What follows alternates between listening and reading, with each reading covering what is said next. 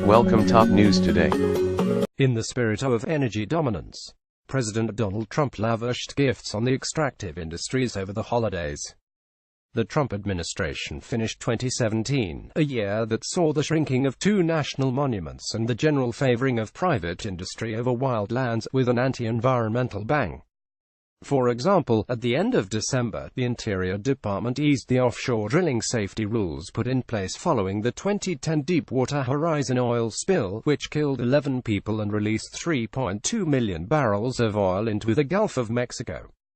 That action could have impacts beyond the Gulf. On Thursday, Interior Secretary Ryan Zinke announced plans to open up the majority of both the Atlantic and Pacific coastlines to oil and gas companies.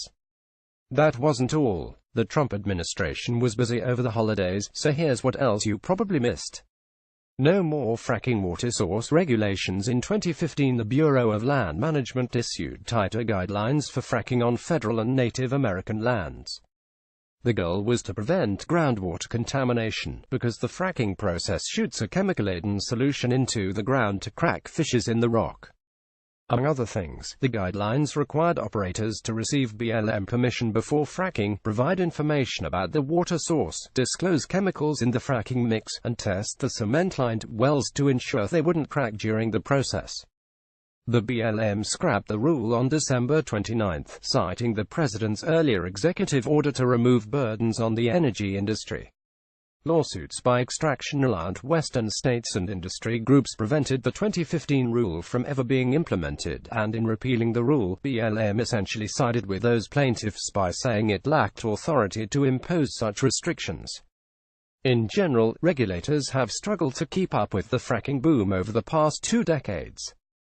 And by announcing this rule repeal, the BLM made clear that it feels state and tribal regulations are enough to prevent groundwater contamination, even though there's evidence to the contrary. The BLM also calculated that rescinding the 2015 rule would save oil and gas operators almost $10,000 per well in compliance costs. It's okay to kill migratory birds, so long as it's an accident. Energy development is hard on birds. Each year, approximately 175,000 of the animals collide with wind turbines, 750,000 perish in oil waste pits, and some 25 million die on power lines.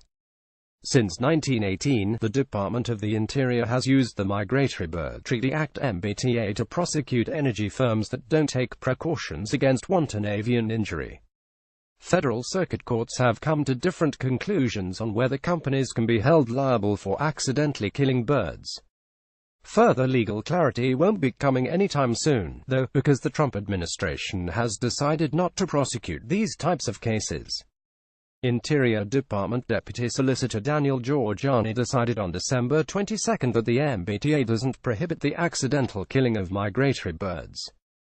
He reasoned this by saying that the phrase incidental take does not appear in either the MBTA or regulations implementing the act. This means corporations will face prosecution only if it can be proved they killed the birds intentionally.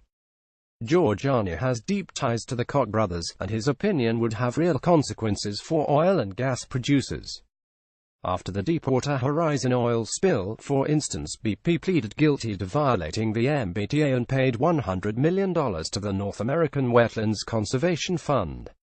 If a similar oil spill took place today, such a payout wouldn't occur. BP didn't release all that oil to intentionally kill birds, so the feds wouldn't hold the corporation liable.